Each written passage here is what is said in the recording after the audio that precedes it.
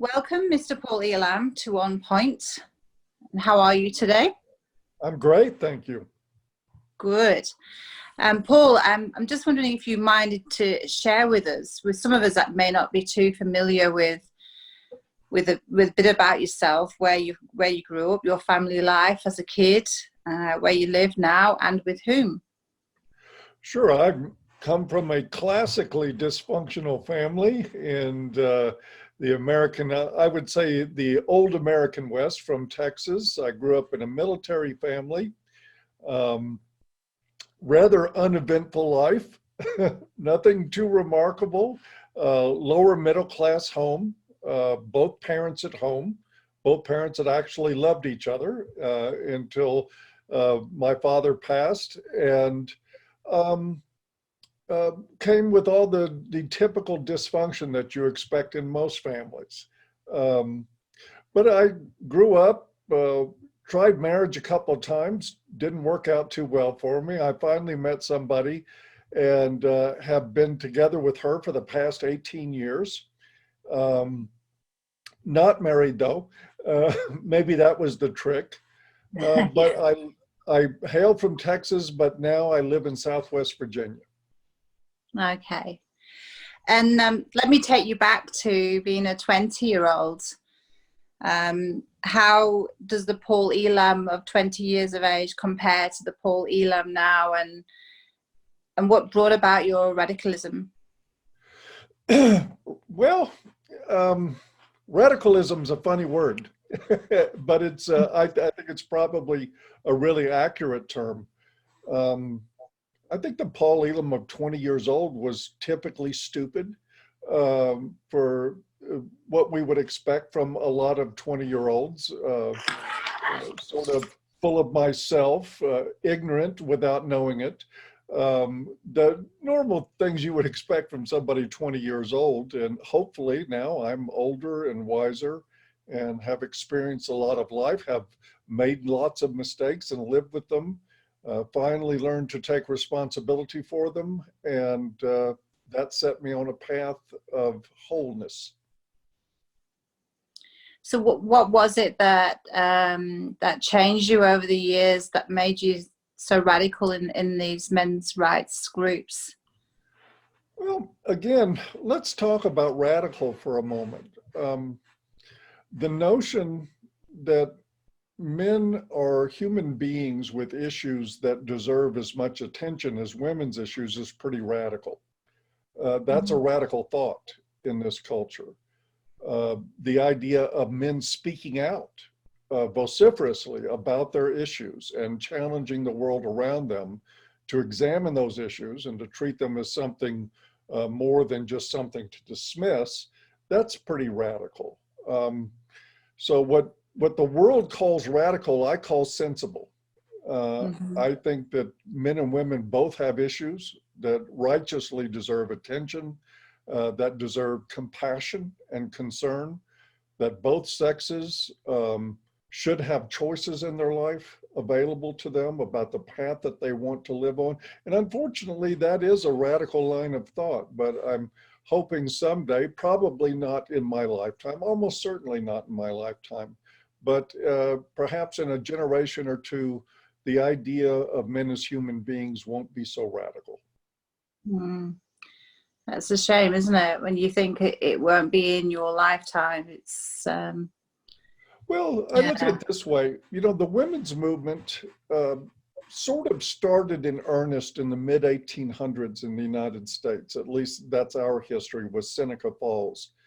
Uh, Even after Seneca Falls, which I believe was in 1848, it was over another 70 years before women got the vote. Mhm. And then it was another 50 years after that before gender feminism raised its head in the 1960s. So we're talking about over 100-year period, even though as a society, we tend to respond much more compassionately to women's issues. There's the thrust of the goodwill of people wanting to do the right thing by women behind them. And it still took over 100 years to make really remarkable changes. So I've just figured that that is just in the cards, that what we're seeing now is seeds being planted. And then Yeah. hopefully down the road, we'll see those sprout and grow into a better way of life for more men and women. Yeah, sure, sure. There's been a lot of criticism from feminist groups and even the general public about you. So why don't we get this out in the open? Okay. Do you hate or have a great dislike for women? Absolutely not. I do not have a hate or a great dislike for any group of people. I have a hatred and a great dislike of awful ideas. I Sure. I feel like I hate, and I think what I've seen a lot of in modern feminism is hatred of men, and so I react to that. I think a lot of what you see from feminists in particular is projection. Um, I work alongside, as an activist, I work alongside women and have for the past 10 years. They don't seem to think I hate them. My partner of 18 years doesn't seem to think that I hate her. My mother didn't seem to think that I hated her. But I hate bad ideas, and I'm willing to challenge them publicly and shoot them down where I think it's appropriate. And feminists don't like that very much. They don't like their narrative being challenged at all. So the logic on their part is that anybody who challenges their ideas of patriarchy theory and of domestic violence being an all male problem, their reaction to that is less than savory, to put it mildly. Yeah, which was leading me on to, you know, why do they make you out to be such a hater? But Well, they have to, basically, yeah, because if they take on my ideas, if they challenge my thinking, if they respond directly to the challenges I make to feminist orthodoxy, then their arguments fall apart. So they have to just cast me as a hater. It's the best way not to challenge or deal with anything that I'm saying. that's right. Absolutely. For people out there that are unaware of the rationale, what was your meaning behind the Bash a Violent Bitch month? Oh boy, we're going to go back a long way now. Okay, that was about 10 years ago. It was a semi-satirical response to an article at Jezebel.com, really the mainstream feminist website out there. I would consider very much the online flagship of the feminist movement. Had an article posted with the title, and I'll try to get this verbatim, but it's something like, "Have you ever hit your boyfriend? Because we have." And it was a lot of the staff and readers of Jezebel bragging about the physical pain and injury they had inflicted on their partners, some of them smashing his laptop, throwing it against a wall, punching him in the mouth, punching him in the nose, because he said something she didn't like. And if you'll pardon my language, I'm just going to quote them in the article. They say, "All we can say is you better not fuck with us."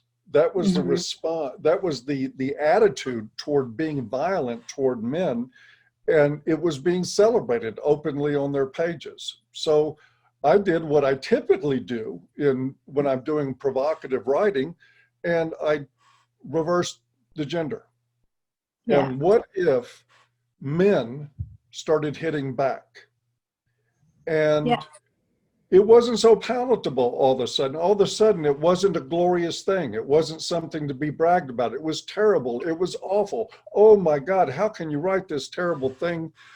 Never mind what we wrote, never mind that it was a response to that. And so all the mainstream media did was take my writings out of context, did not even tried to demonstrate that it was satirical writing. Juvenalian satire is a thing, apparently not to the literary geniuses in the mainstream media. And they characterized it as me seriously advocating violence against women. Of course, it was absolutely Typical. wrong. So what were the key factors that made you start the movement A Voice for Men? Well, I studied the history of the men's movement, and that was a challenge by itself because it's not a widely documented history. There are little bits and pieces. I found out, for instance, in 1929, they tried to have a men's rights conference in Vienna, and it was shut down, mainly by very conservative traditional thinkers who, just like today, don't want to hear men whine. So they shut it down. There was a man named E. Belfort Bax as early as the late 1800s who wrote a book called The Fraud of Feminism, The Subjugation of Men. And matter of fact, he wrote a series of books and articles about men's issues and men's rights. I consider him the grandfather of the movement. Then along came later in the 70s, we had people like Warren Farrell and others that were stepping out, talking about these issues. And what happened each time, for instance, Belfort Bax, as I understand it, died penniless. They just absolutely forced him out of publishing, forced him out of employment. He died broke. And the rest of the guys that tried to step forward with these issues were often, like Farrell was, patted on the head saying, "You're a good boy, thanks for saying those nice things, and now we're moving on to women's issues." So I looked at it and I thought, well, do I want to get a pat on the head, or do I want to get people talking about these issues? And if I wanted to get people talking about these issues, I was going to have to get provocative. I looked and studied different social movements, a movement for gay rights, for women's rights, for American civil rights. All of those movements started with anger. Every last one of them. They started with righteously expressed anger about issues that were affecting those populations. And without that anger, there would have been no movement. It would have never happened. So I took a deep breath and said, okay, here we go. It looks like I'm diving into the deep end of the pool. And I started writing provocative material, and sure enough, people noticed. And they didn't notice in a good way, but I also point out that they noticed to the effect of the Red Pill movie happening, which did a lot to get these issues out. So I have to say that despite my critics' admonitions that I should have been much nicer about how I said things, what I did worked as well as something was going to work in this day and age. So I get to stand by my work. Moving on to your recent book entitled Men, Women, Relationships and Surviving the Plague of Modern Masculinity. I'll just read a little statement that I wrote for you from just surmising a little bit from what I've read. I read the book. I crammed it in a week. I hope you're impressed. Well, hey, listen, if you can ask me questions, at least you read it. I did. So I found it very fascinating, and I felt that some of what you touched on was already what I already felt and knew about the gender roles, and you just cemented my thoughts. Other aspects of it I found quite confronting as a woman. I recognise some of the traits of women you describe within myself, however mild they may be. I do consider myself to be quite a reasonable team player within a relationship as a wife. But I do know that I have used my own femininity to get what I want out of situations. My God, an honest woman. I love it. It has left me in a mode of reflection. For the record, though, I am a woman over 40 that's never taken an antidepressant in my life. Just saying. Okay. Point taken. So that's just a little bit from my point of view. Could I ask you what your partner Stacey thinks about your theories, and is she a unicorn as referenced in the narrative? No, she's not a unicorn. We've had struggles along these lines for the entire duration of our relationship.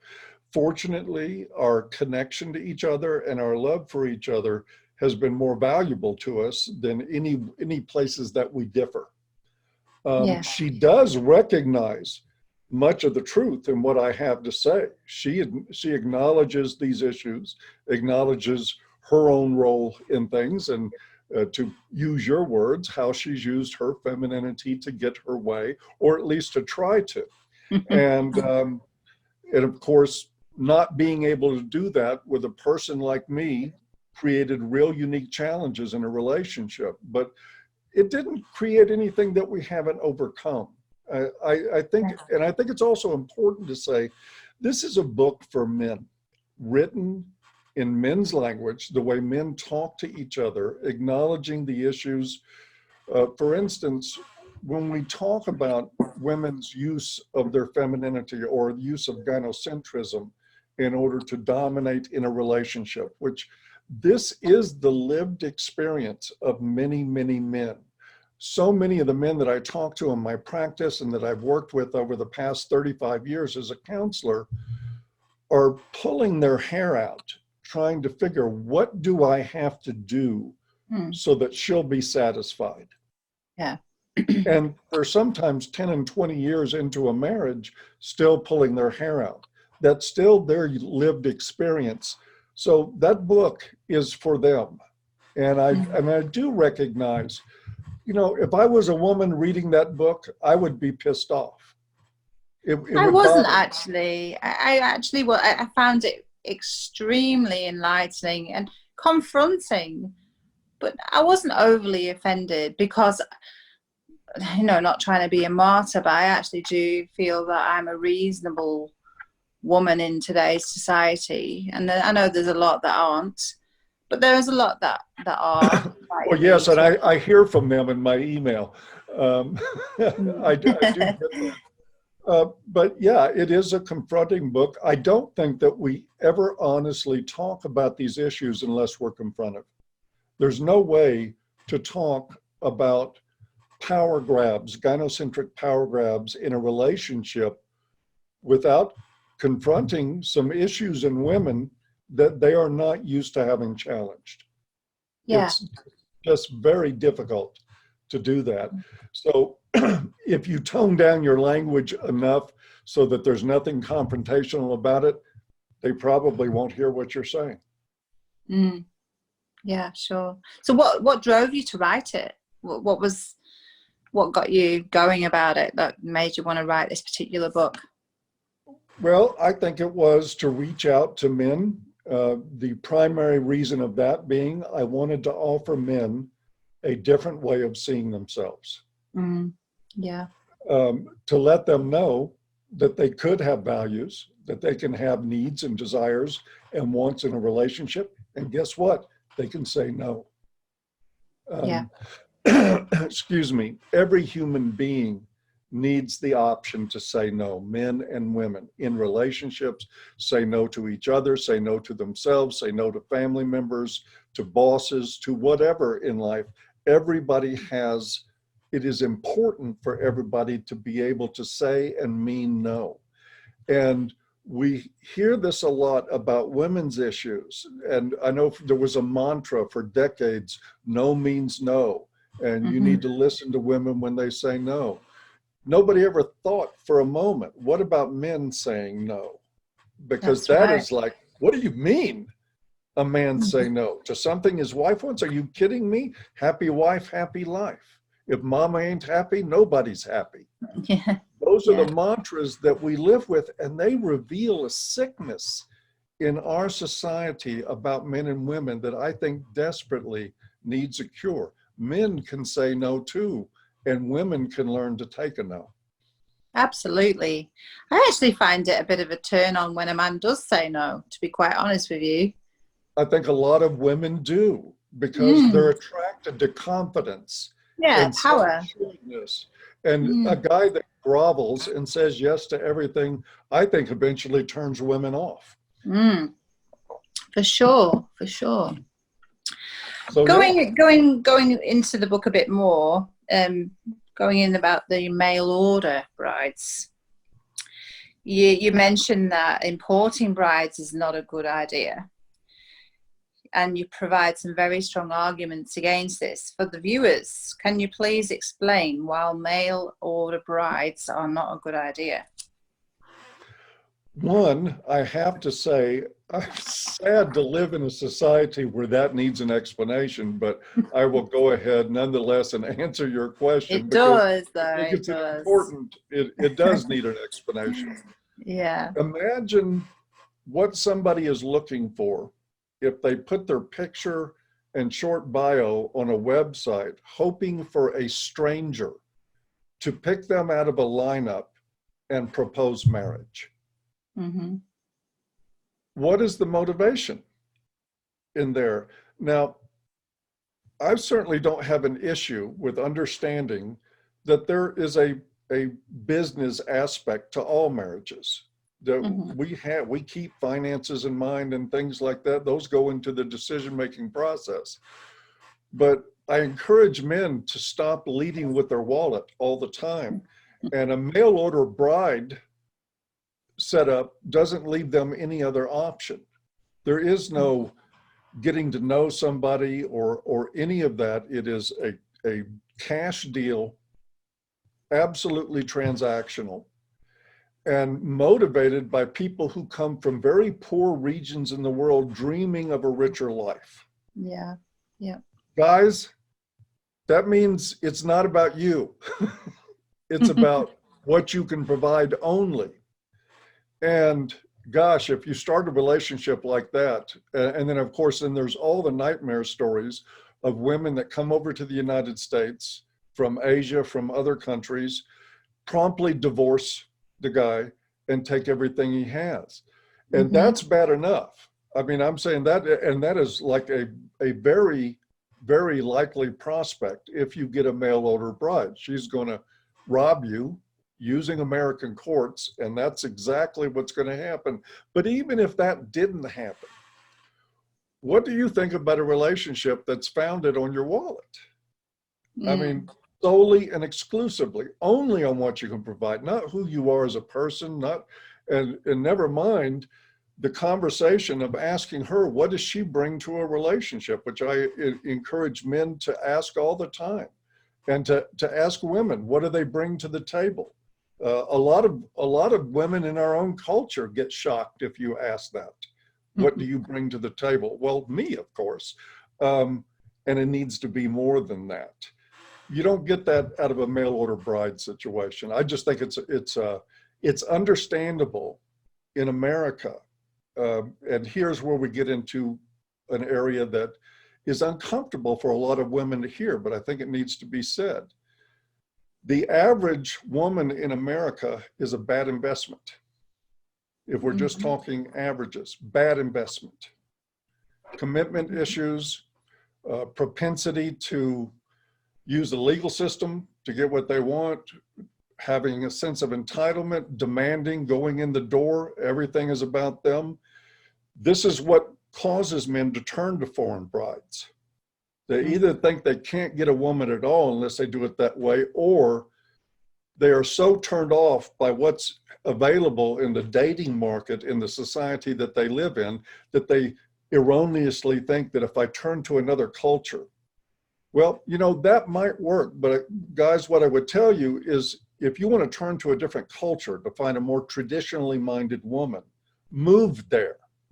Live there for several years, learn the language, learn the culture, then meet a woman, and perhaps it will work out. I don't know. But shipping her over like she came from Amazon, not a very smart idea. And I can say the same for Australia. You speak all in American terms, but it's exactly the same here. And I have known a couple of male friends that have done that, and it's not ended well. There's no stimulation either during the marriage. The broken English, for example. There's no humor. There's no getting each other, for starters. Never mind the wallet factor and everything else. So, yeah, it's not Yes, great. I actually had a cousin that did that got a bride from the Philippines. And the first thing she said when she finally entered his home was, "Where's your big TV?" And they ended up, of course, in divorce.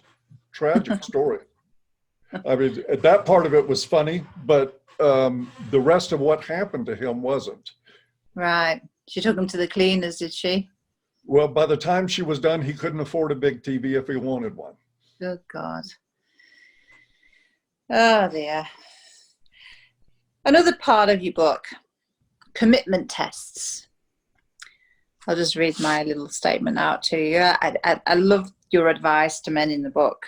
Testing women prior to any sort of commitment, testing them out within the honeymoon phase, and if there's any grief or any danger, they should run for the hills. Can you reiterate to our audience some of the warning signs to look out for? It's very humorous, but very true. I particularly love the term, the fucking loon. Excuse my French. Please share some of your other observations with our audience, i.e. cat ladies. Well, there's a lot to cover there, but I'll try to make it as succinct as possible. You have to know, what happens typically in relationships is that we meet, and then there is this, when there's a spark there, you have this immediate chemistry, and both people go on their best behavior, and they're very careful to treat the other one with kindness and to be very indulgent. And no, we can do what you want to do. No, we'll do what you want to do. That's fine. That's the dance of infatuation that is actually sort of a temporary form of psychosis that humans go through in the pair bonding process. And then what happens is, after a period of time, say 90 days, 6 months or whatever, the infatuation fades. And then you have two individuals and their family of origin issues that they're bringing with them into the relationship, and the infatuation is not making them blind anymore. So this starts happening.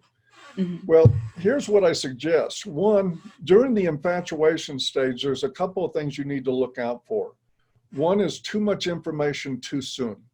If on a first date, the woman you're dating is divulging the sexual trauma in her life, having been molested. If that's coming out on the first date, guys, you better run. You better run. And it isn't that, it's one thing when two people get to know each other and have time to build some trust and then start divulging each other's secrets. That's a great, healthy way to bond. It's a wonderful way to connect to somebody and to make that friendship, that connection, something remarkable and special. It really is. But when people gush too much information too fast, there's personality issues in there that you want to be aware of.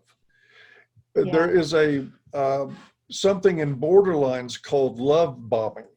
When you're with somebody early on, now it's normal during infatuation to think very highly of the person you're infatuated with, but within a couple of days of meeting, if a woman is telling you, you're the most remarkable, special man ever that walked the earth, I can't believe I found you, buddy, you better run. Because as surely as you're going to be put on that pedestal, she is going to knock you off when you disappoint her. And the fall from grace can be dangerous. One way I suggest preemptively to deal with some of this is simply to dispense a no early on, even while you're infatuated, to say no to something inconsequential. Now, I'm not saying if her dog gets run over and she needs somebody to comfort her, that's not the time to say no. Say yes to that. But pick anything. If she says she wants to go see a chick flick, say no. So that's not the kind of movie I want to see. Thanks anyway, but you can go with your friends. And you watch her very, very carefully after you say that. If she's temporarily disappointed, oh, I'm sad about that, but okay, I get it. Then you've got somebody you can work with.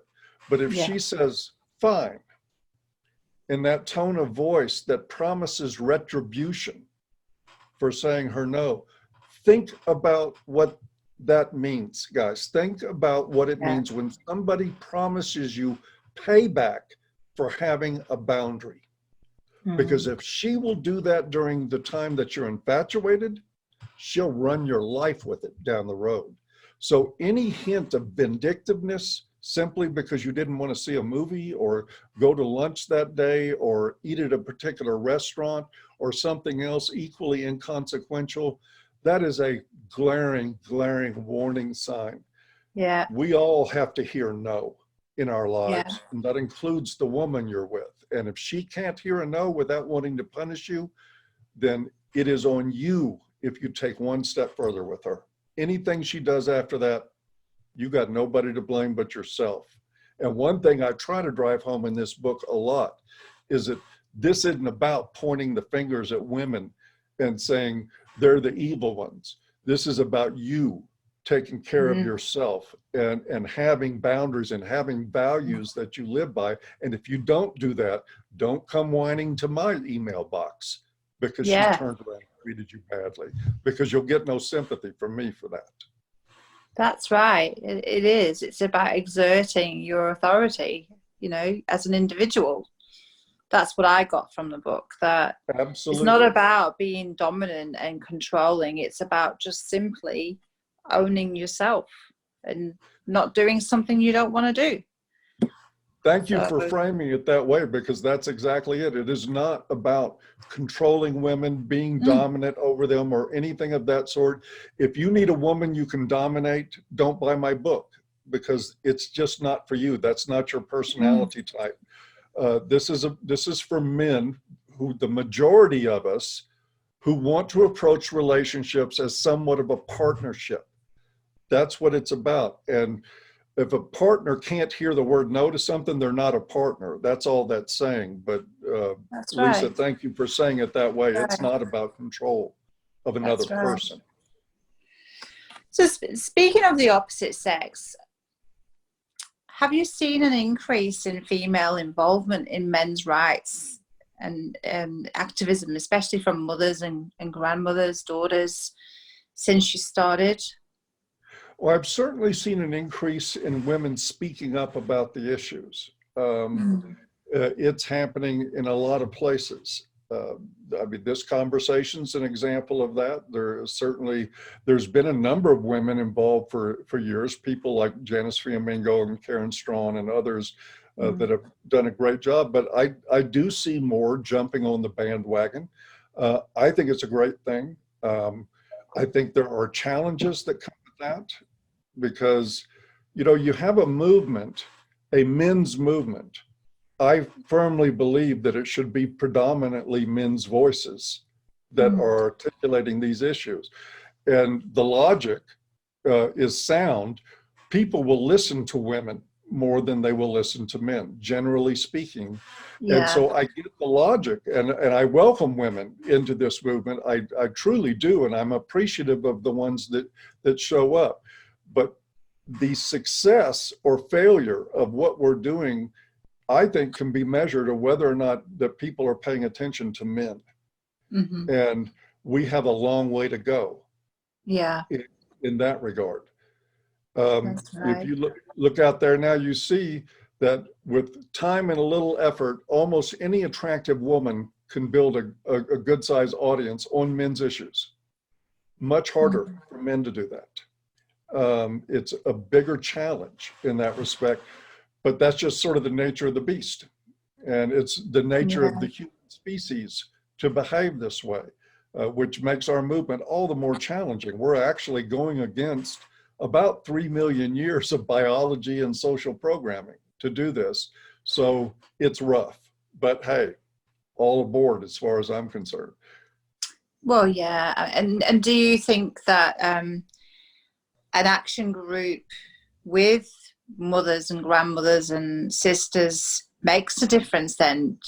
Like you were saying, it really is only if a man's group is taken seriously, even though women are out there fighting. But do you think that a women's group on behalf of men really does have its place? Oh, absolutely. Absolutely. Yeah. If you've got a brother or a father or a son or any significant men in your life, I mean, back in the day, I identified as a feminist. I was concerned about women's issues, and I thought it was perfectly appropriate for men to speak about those things. Yeah. It's absolutely important for women to speak up about this. I was mentioning the difficulty in listening to men sort of as a side topic to this. It's another struggle that runs parallel to women coming into the movement. But absolutely, it's important because gynocentrism dictates that women will get an audience and compassion about issues that men will not receive. Will men going their own way make a difference, do you think? I think it already has. Yeah. You think it's making an impact? What's that? You think it's making an impact? You know, that It's women are certainly, pricking their ears up and going, oh, well, there's a lot of men that are going out alone, don't want to get married, don't want to settle down, don't want to cohabit. You think it's making an impact already? I think it absolutely makes an impact. This is why you see the panic in the feminist establishment over this. And there's more and more articles springing up all the time about, I think the last one we covered on regarding men was the dangerous rise of men who won't date feminists. And there is a rise in men who won't date women. I mean, and there's a lot of different forms of MGTOW too. It's important to know that not all MGTOW swear off women completely. Some of them date. They're just not open to cohabitation. Some guys don't date or have anything to do with women. But here's the thing that I love about MGTOW. MGTOW, whatever form that it takes, is an individual man stopping and taking stock of his life, considering his safety, his legal vulnerabilities, everything there is in life, and making a conscious, informed decision to move toward a healthier life for himself. A lot of these guys in MGTOW are busy living their lives, and they're enjoying fulfilled lives. And they're choosing not to include women in a lot of that because of the fact that society puts a loaded gun in women's hands, that they can put a stop to a guy's happiness in his life with a pointed finger at any time. And so these guys avoid that. And in doing that, and I've talked to hundreds and hundreds of these guys, they end up focusing on their own interests, their own hobbies, their own path to self-actualization. So one man at a time, I think the movement is great. And I would look forward, it won't happen in my lifetime, but I look forward to the day that there is enough MGTOW that it causes women to wake up and to understand they must bring safety and something else to the table in a relationship. Or there's going to be more and more guys that are saying, sorry, I'm not doing this. And they're not even saying sorry, but they're just not doing it. Maslow's hierarchy of needs, I mean, starts with self-actualization, and that is the uppermost important thing to a human being. And at the end of the day, men can go out and get laid. They want to get laid. They go out and get laid. They don't need a woman at home. They go out and have their job, and they play soccer with their mates, and they go and get a lay every now and again. So women beware. Well, and I think too that for some MGTOW, and this is where I know some guys in the MGTOW community won't like what I have to say, and that's okay. I don't just upset feminists. I take my turns upsetting everybody, it seems. It is, to me, there is, what I found was that the things about marriage and relationship that are so unsettling for many MGTOW are things that I can protect myself from and that I can prevent from happening simply by having values and living by them within my relationship. I tell my partner no, and I tell my partner stop. And of course, she has that freedom and that flexibility with me too. It's the way it's supposed to be. But what I hear sometimes from some MGTOW men is that, oh, it doesn't matter what you do, a woman will never be happy. I'm like, well, God, quit whining about that. Quit whining. Whose job is it for her to be? Let it be her job to be happy. And you take on your happiness. but you're saying you're helpless against the power of women in relationships. And that is a chosen role in life. If you think you don't have anything to say, you can't have a happy relationship, maybe you can't. And maybe it's because you're being weak. And I think some men need to hear that. You don't have to get married. You don't have to make yourself legally vulnerable, and depending on where you live. Now, I know in countries like Australia, you end up married de facto if you live with a person long enough. So that's something for them to consider. That's not true where I am. I can live together forever, and I'm not legally married. Oh, okay. I didn't know that. I'm a Pom. I don't know if you realized yet. I'm from the UK, living in Australia. I recognize the accent. Now, you didn't sound New Zealand or. No, I've lived in New Zealand too. I've been around the world, but I am a Pom essentially, as the Aussies call us. But no, I didn't realize that about America. So you don't have any de facto laws. It depends on the state. Okay, yeah, sure. In some states, you're de facto marriage. In other states, as long as you follow some legal guidelines, not tangling financial accounts or insurances and things like that, there's things you can do that you can live with somebody and not be married for your entire life. Right. You just have to add that. So when a guy says, I can't have a relationship with a woman because it always goes back to what she wants. I say, well, your problem is you. It's not her. Yeah. Yeah. You pick your location well in the USA then, hey? Absolutely. I just want to ask, who's Harry? In your acknowledgements in your book, you mentioned a Harry from Australia. Oh. Why was he so important? Harry from Australia? Yeah. Do you remember that part? Harry's not from Australia. Harry's a Pom. That's one of the questions I got asked from one of my viewers, who Harry is and what he means to your journey. Harry's name was Carl Glasson, and he had a website for years and years and years called angryharry.com. As a matter of fact, I have that website now. It's still available. Harry is one of the great fathers of the online men's movement, probably the great father of the online men's movement. We lost him in 2014 to an aneurysm. He was a great guy, supporter of AVFM all the way through, a personal mentor to me as just somebody to talk to that would understand what I was going through in a way that almost nobody else could. Harry and I used to talk for hours on the internet about men's issues and about my work and what I was doing. And he was what I call one of the great ones, still missing. Yeah, that's really nice.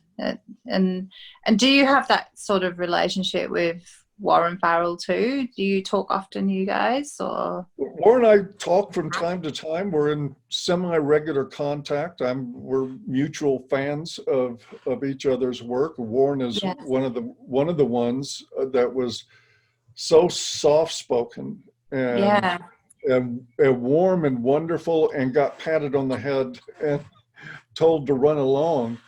But even as somebody with a very different style than mine, Warren has always been a big supporter, always recognized the importance of what I did. And of course, it was his work that put me on to men's issues to begin with. It was The Myth of Male Power that I read when it came out, and that turned my life around. So I have this huge debt to Warren. I'm about to read the boy crisis of his, so I'll get into that soon. It's well worth reading. Yeah, I'm sure it is. So moving into a bit of girl power regime, it was very interesting when you said that the feminists have essentially become the alpha male of society, or as you put, the alphas have become the beta muscle for the feminist mafiosa. Would you mind elaborating on this more? Well, what do we see with male feminists? We see a servile class of people ever mindful to watch their step. Um, you can see them all over Twitter running around attacking MRAs. This is what they do. And I think they fancy themselves the sort of heads of ideological harems. They're preening for the attention of feminist women, for their approval. Um, and Yeah. it probably does work to get them a pat on the head from feminist women. But it's more complicated than that too. If you look at really terrible laws like we have in the United States, the Violence Against Women Act being one of them, this big, huge barrel of pork with all kinds of money problems in it, money unaccounted for. These are laws that are passed by both liberals and conservatives, almost all men, both Mhm. sides of the political fence, Yeah. because it's our job. We need to take care of women, and we will take care of women even when we have the illusion of taking care of women and we're not. The Mhm. VAWA has not reduced violence against anybody, and it's helped us ignore violence against men that happens in relationships. And every few years, both parties renew it into law again, just as pretty as you please. Mhm. And these are the muscle. I mean, it's $600 million worth of absolute waste, and corrupt money involved in it. Yet we do nothing but pass it over and over again. And that is with the help of men. Feminism is a men's issue, because men tolerate it and men support it.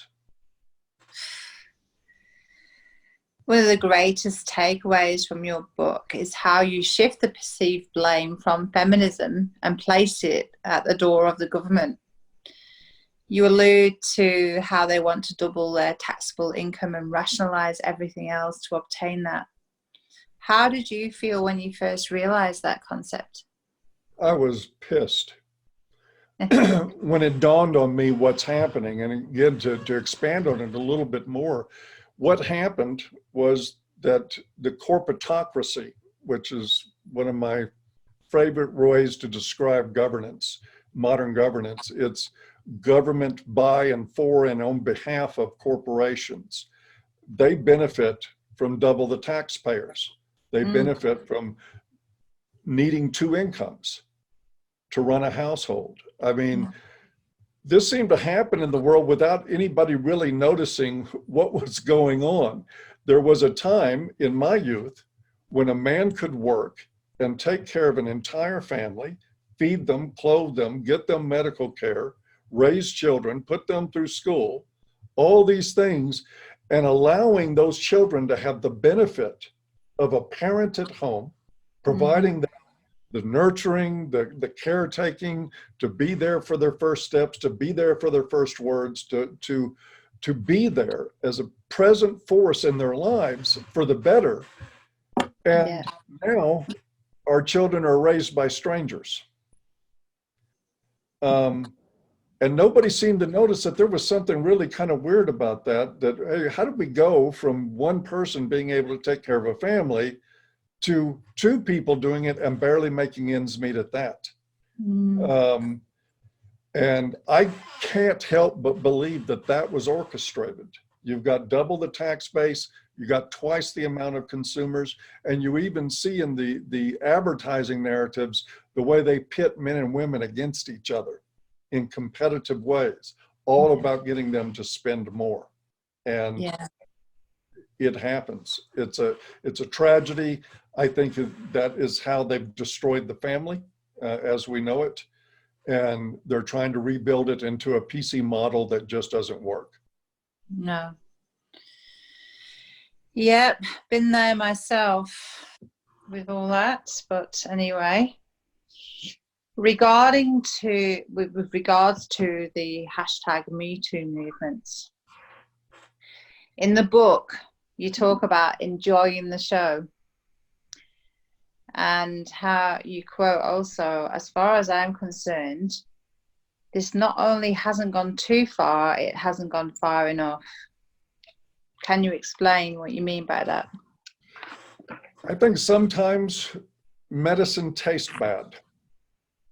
I think sometimes it chokes going down.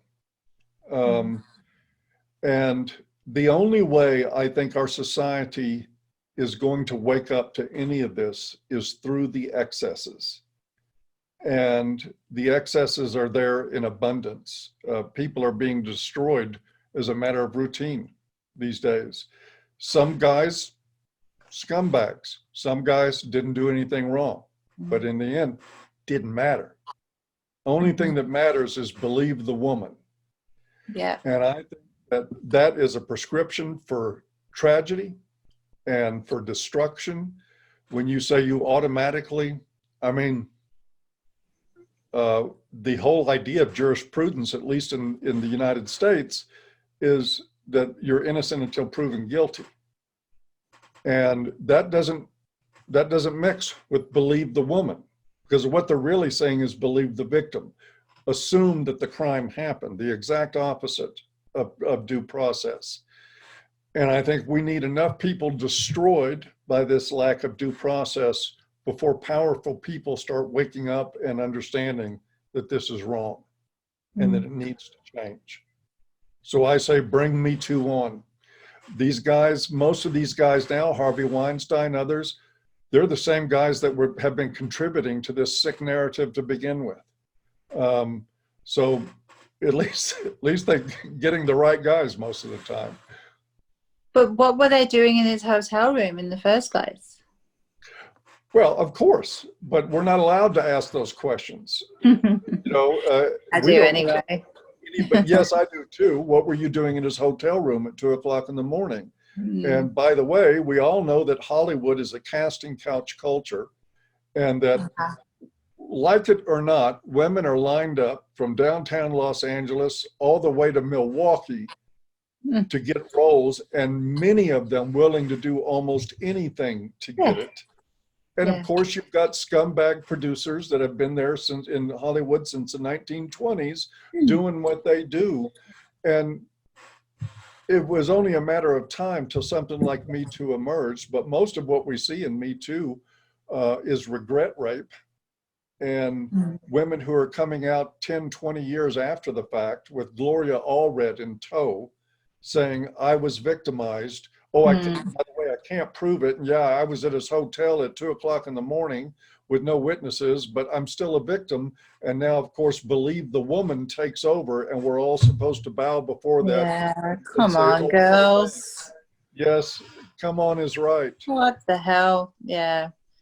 Does and not there wash are with me going at to all. Mike Pence rules, where men are not mentoring women, not wanting to be alone with them, not wanting to help them with career development, not wanting to hire them. This stuff hurts a lot more women. You'll get for every Harvey Weinstein you bag and put in jail or destroy or whatever you do with them, I guarantee you there's 1,000 women with doors silently closed in their face. Yeah. Over this. And he's got the right idea, this Pence guy. Hey, totally. Yep. Stand back. Yes. For sure.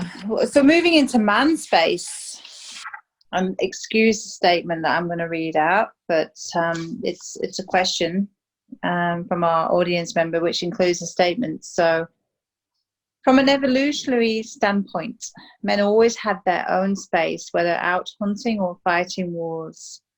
There were rarely women and children in that space. In his book, Tribe, Sebastian Junger observed that soldiers only really showed signs of PTSD when they left their platoons and their buddies, which highlights the importance of men being amongst men. You mention in your book that men have to create their own space. However, this often brings about criticism and discrimination. Do you have any ideas as to how men can overcome this? By finding their spine. Balls. Yes, by Yeah. finding their balls and using them. You know, men have not lost any space that they didn't surrender. Uh-huh. And I don't think we give them a pass on that. We are, for instance, we're doing things now with regarding men. We're sponsoring monthly and weekly group meetings of men. It's strictly male space, no girls allowed. And guess what? Nobody stopped us. Yeah. Nobody stops men from doing anything that they want to do. Men surrendered this stuff. It's very interesting that the person who asked the question brought up this notion of men doing better with PTSD when they're with their comrades. And that's absolutely true. It's unfortunately been exploited by the Pentagon in the United States. We, of course, and I don't want to veer off into politics, but we have a nasty habit of getting in preemptive wars around the world, which is a tragedy. And the Pentagon took that information and said, well, look, what we found is that if a guy has post-traumatic stress from combat, the best thing to do is to bring him back to the field of combat so he can be with his friends. And there's your male space. So they use that to exploit these guys. Yeah. Unfortunately, instead of creating male space for them through the VA system in the United States, they're saying, oh, look, the best thing for you is to go back to combat. Just go back to war. Yeah. Go back to war, no problem. But in more reasonable terms, yes, men have lost a lot of their space. They have had, now we have women reporters in locker rooms. I mean, we wouldn't dare send a man into a... No.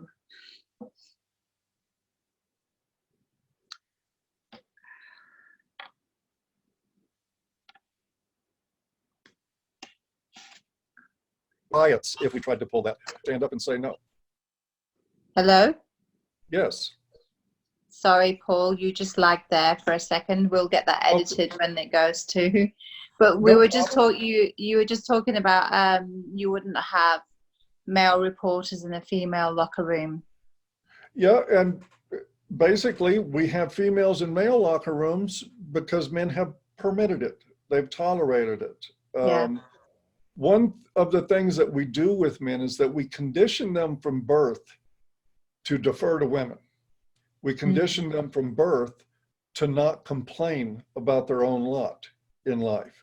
It's why you see so many men work through illness and injury because we're just told to shut up, whatever's happening, be okay with it and don't make a fuss. Well, men are pretty obedient to that programming for the most part.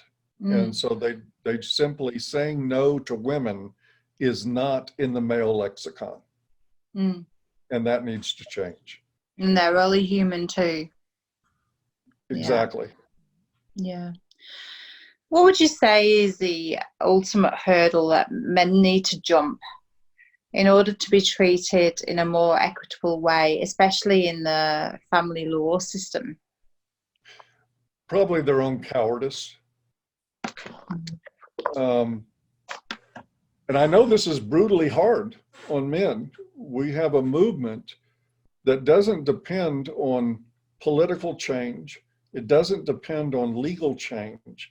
It depends on individual change in the lives of men. It's always ourselves are the biggest hurdle. We're much more likely, when I hear from men, I am much more likely to hear from a guy saying, what are you whining about? And I could be talking about, a rash of suicides in desperate, despondent men, and I'll actually have men say, and some women say, what are you whining about? You're just, men have all the power, blah, blah, blah. Until men stand up to that, we're not going to get change. It's just not going to happen. The cultural change precedes legislative and political change. You must have cultural change first or it doesn't happen, period. We're just starting to see the inkling of cultural change now because we are starting to have discussions like this. There are more people saying what about men's issues than there ever have been before. This is starting to happen. Another 50, 60 years, who knows? There may be political and cultural change. But the only obstacle that I'm convinced the only obstacle in men's way is themselves. Absolutely. And It's men like with also anything. being willing to speak up for their sons. Yeah. You know, how many classrooms do we have right now where they are literally teaching that boys are bad? Mm-hmm. And how many fathers are going to that school and pulling their kids out and finding them alternatives to that kind of brainwashing? Yeah, not many. No, they said they take it quietly and passively. And so we Are can't they blame even aware, though? The majority, are they even aware of that? We're only aware because we're in these circles, but the majority of men out there in society that are going day to day, going through separation or whatever, most of them aren't even aware of this no, kind of they're not. thought, I train of agree. thought. But I believe fully that it's a chosen ignorance. If, for instance, if a man's daughter came home from school and said, we had a lecture in class today and I found out how bad girls are Mm-hmm. and how they do really terrible things, I can promise you fathers would be at that school. Yeah. They would absolutely do it. Part of the problem is that too many men agree with this hatred of men. Their sons will come home and say, they teach me about all the bad things boys do. And the father is more likely to say, well, yeah, pay attention to that because boys do some bad things. It is an ignorance, but it's chosen ignorance. And I don't think we can give men a pass because they're not thinking things through. We have to challenge those guys and inform them that they're a big part of the problem. Sure. It's awful. It is awful. It We're is. not When I've got dealing sons, with it's happy, warm, fuzzy things here. mm, They're very, very difficult and very challenging. And again, without the confrontation, without being upfront and challenging people on their thinking, nothing's nothing's going going to happen. No. Do you have any ideas as to how America, Australia, and even globally we can unite to fight against the discrimination within family law in particular?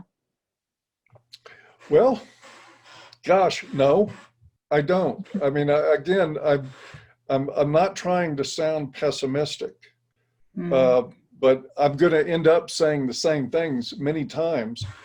What we need is men who are aware, even if they won't accept the fact that they're human beings, that they have rights and that they have issues that need attention, at least accept that their sons do.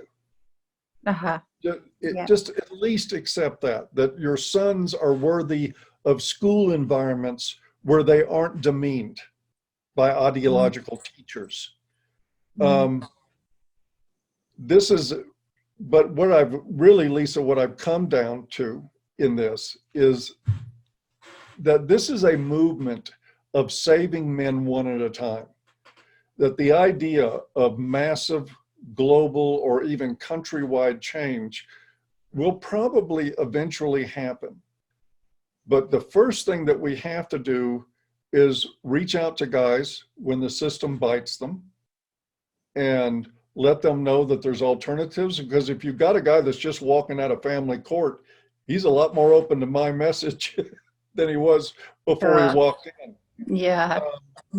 Reaching these guys, letting them know that what's happening to them, what's happening to their children and to families in this situation is wrong, but also challenging men who don't fight and asking them what their problem is.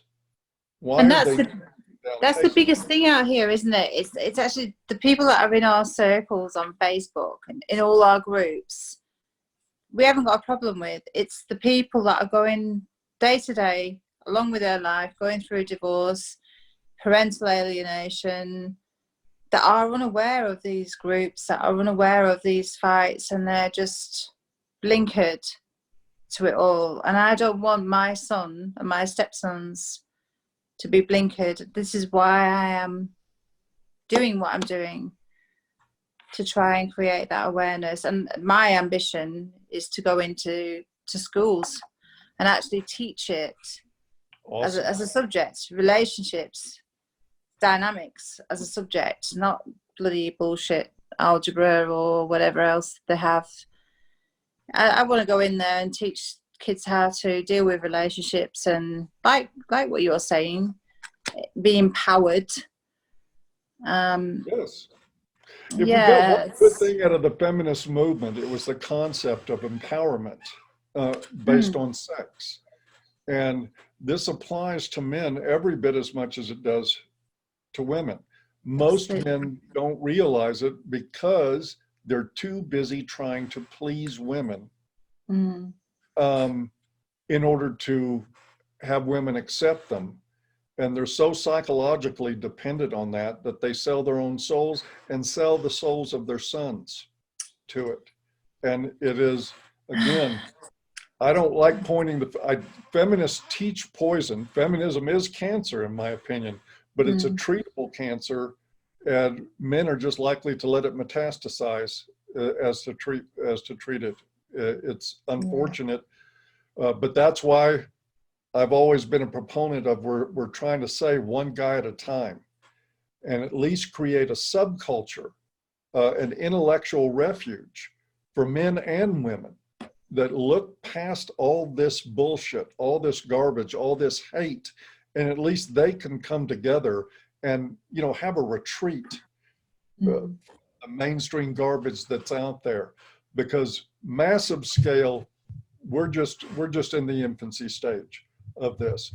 But that doesn't mean it's hopeless. It makes it more important for people like you and me and others to really dig into this work. Because someday, if we plant enough seeds, this will take root and it'll cause change in society, but only if we keep doing the work. Yeah, we have to. We have to keep fighting, and that's a message I'm always getting at. And to unite, that's a big problem. The lack of unity, especially within male groups, I find very disappointing. Well, there's a lot of egos out there. Pardon? That's our nature. Men are wired to compete with each other. I know. And I know. It's why I advise men who are starting their own efforts. Is one thing I do with a voice for men. I'm in charge there. It's not a democracy. And men don't govern by committee worth a damn. All we do is end up tearing each other apart. And you see that in the men's movement all the time. Guys think, I have a slightly different idea than you, so we need to go to war. It's crazy. But I suggest to everybody starting efforts on men's issues, if you're starting initiatives, put one person in charge. Because if you try to govern by committee, men don't do that. We have recently found this out ourselves as a team, the Family Advocates team, and we've learnt from that ourselves, which I won't go into right now. But you are so right. I've been there, done that many times. So right. I can relate. I've got some quick fire questions for you now. Okay. So first of all, do you feel that men's voices are being heard and their rights taken more seriously under President Trump? Yes, I do. President Trump is the only president who has ever uttered the words that it's a very dangerous time for young men in our society. Actually, my jaw dropped to the floor. I heard an American president actually say something like that. He assigned Betsy DeVos, the Secretary of Education, to rescind the Dear Colleague letter. They are in current negotiations right now with Warren Farrell for a Council on Men and Boys at the White House, which I think if Trump is reelected, fingers crossed, that will actually materialize. So there is no doubt that the Trump administration is aware of these issues. They're particularly aware of the toxicity of modern feminism, and they're actually doing something about it. That's good. Very optimistic. Yeah. It Good. is. If there was one thing you could say to the radical feminists out there, what would it be? Make peace with your father. Make peace with your all these father. girls with daddy issues, hey? Absolutely right. That's feminism is projected father issues. I never met a virulent, toxic feminist who had a good relationship with their father. And I can tell you from personal experience, just from working through issues as a normal person in everyday life, your healing is in forgiveness. That's a critical part. I get into some of that work too, both in my writing and in my practice. But if you're if you're an angry feminist that sees patriarchy under every rock and thinks men have been bad for the world and it's time for women to rule, please forgive your father's shortcomings and try to make peace with his memory. Spot on, spot on. I've got another one for you now. Do you have any regrets over previous things you've said or done? Opportunities missed, looking back in hindsight, that you wish you could correct? Got a ton. I mean, we don't, that would be a 3-hour Anything interview. specific then? Anything really significant? Let me see. Probably some, there's no doubt some things that are too personal for me to discuss here that I have regrets over. But in terms of what I've done as an activist, I would have started sooner. I would have probably been louder. Probably put more energy into provocation, because what I found was that compared to other efforts, that had an effect that I don't think I could have manufactured being more buttoned down and civil, which would, if you knew me in personal life, you'd know I'd much prefer a more civil discourse, and I believe in people getting along with each other and resolving problems like adults. But I think I would have been louder and harsher in the beginning, but it's hard to say. I was pretty loud and harsh. So I don't know if I really would change anything. Other than, well, I probably would have been born a Rockefeller if I could change that. But other than that, I can't think of anything. Just exacerbated what you are, basically, is what you're saying. Yeah. I think so. I think I would have probably done that and been more intense, but who knows? Hindsight's 20/20. Of course. The death row question. If you could impart any knowledge in this arena before you left this earth, whether it to be man, woman, or child, society in general, what would your one piece of advice be? Boy, these are tough questions. I was Sorry. One piece of advice before parting the earth. Learn to get comfortable in your own skin. Yeah. Learn to embrace who you are and your own values and live by them. And if anyone doesn't like who you are, you can invite them. Well, I'll let you fill in the blank on that. I know what you're thinking. I think that's the biggest crisis for men, is they are so trained to be hamsters on wheels, to be seals balancing a beach ball on their nose, trying to impress women, that they lose track of who they are. And you can't be obsequious with an entire class of people and self-sacrificing and believe the woman and live on your knees and be comfortable with who you are. You simply can't do that. There are guys that'll tell you they can. I'm telling you they can't. Getting comfortable in your own skin means focusing on yourself, your needs, the things you want in life, your values, what you believe in, not what she believes in, not what she wants.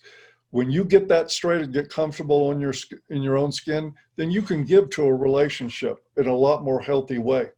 But if you're just, gee, what do I have to do to get your attention? To me, that's not being a man. That's just being a clown. Living on autopilot. It's not living, is it? No, it's not. And a lot of guys don't realize. I mean, one of the things, a common theme I've seen in guys that I've counseled is that when they look back at their quote unquote blue pill lives, how they behaved, how they would spend money they didn't have, they would do all kinds of crazy stuff just for a chance to be with a woman. They look back on that with great embarrassment. Yeah. And they say, oh, I can't believe I was that way. Well, yeah, we all were for a time. But getting out of that and into your own life, your own skin and your own values, best advice I could give anybody, man or woman. That's perfect. It's absolutely spot on. And that concludes our chat. It wasn't that hard, really, was it? No, it wasn't. I feel like I'm not too badly bruised. I've really, really enjoyed it, and I've taken away a lot of knowledge from yourself, especially from the book. Like I say, it offered a lot of self-reflection, and just, cemented, like I said, what I already thought about the gender battles that are going on out there, and what men should be doing. And I thank you for that, and you for are very joining welcome. me tonight. Enjoyed the talk very much. We can do it again. Yeah, I'd love to. I'd love to have a part 2. I'd love to have a regular show, in fact. So thank you on behalf of the Family Advocates and the On Point team, and we hope to catch up with you again soon. Sounds great. Thank you. Bye-bye.